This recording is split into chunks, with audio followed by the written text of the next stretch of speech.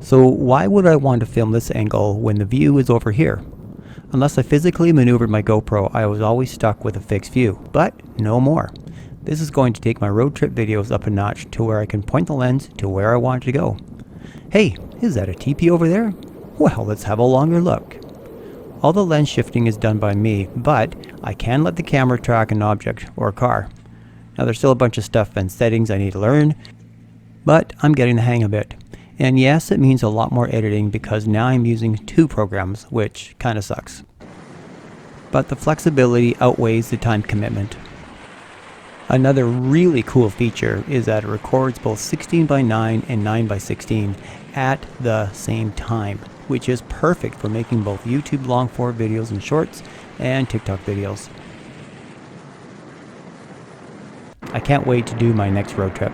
Oh, and the camera pole gets edited out. Now how cool is that?